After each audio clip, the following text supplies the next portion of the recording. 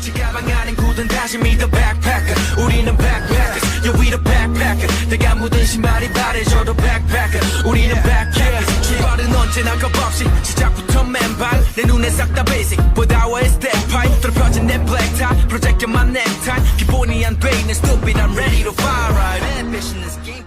Hai teman-teman, kami dari kelompok 9 ingin membahas tentang arus kas. Pernah dengar istilah arus kas nggak? Pasti dong, itu yang berhubungan sama uang masuk dan keluar perusahaan kan? Betul sekali, tapi kadang masih banyak yang bingung kenapa sih arus kas itu penting banget. Yuk kita bahas pada video ini.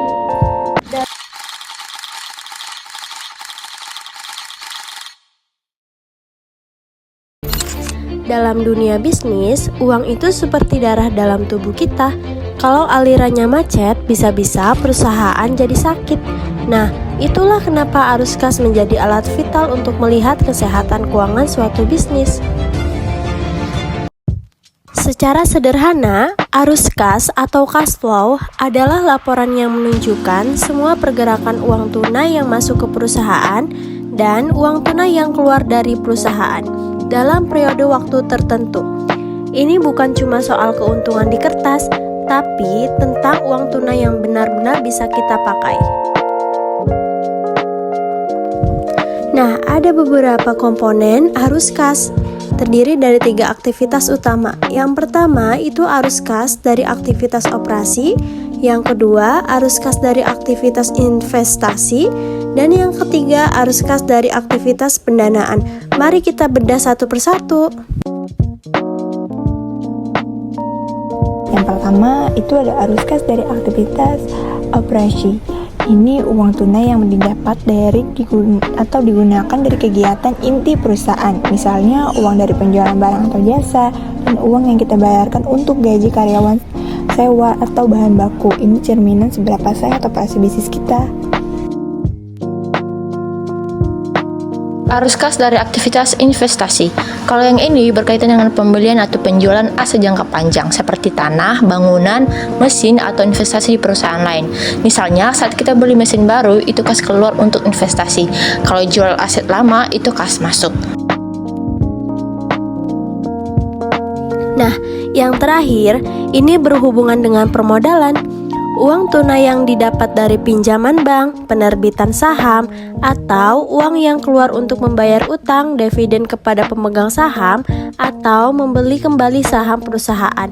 Ini menunjukkan bagaimana perusahaan membiayai operasional dan investasinya. Lalu, kenapa penting banget sih kita harus tahu arus kas ini?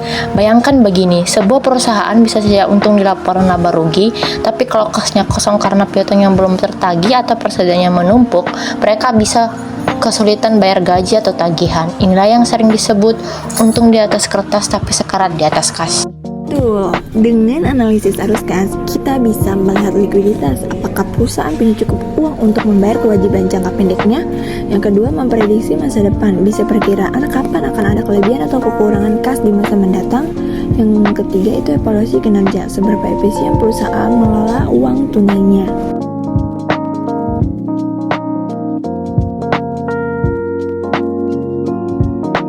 Yuk kita ambil contoh sederhananya.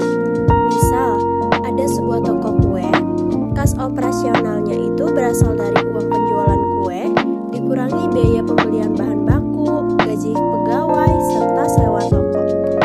Kas investasi berasal dari kalau toko itu membeli oven baru atau menjual kulkas lamanya. Nah, yang terakhir, kalau misalkan toko itu mengambil pinjaman ke bank untuk modal atau bayar cicilan utang bank, itu masuk ke dalam kas pendanaan. Intinya, laporan arus kas itu bukan cuma angka-angka, tapi cerita nyata tentang aliran darah keuangan perusahaan. Memahami arus kas berarti kita bisa membuat keputusan yang lebih cerdas, baik untuk bisnis besar maupun keuangan pribadi kita.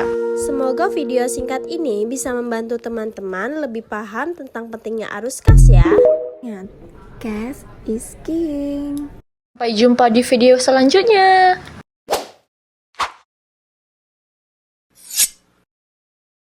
Thank you.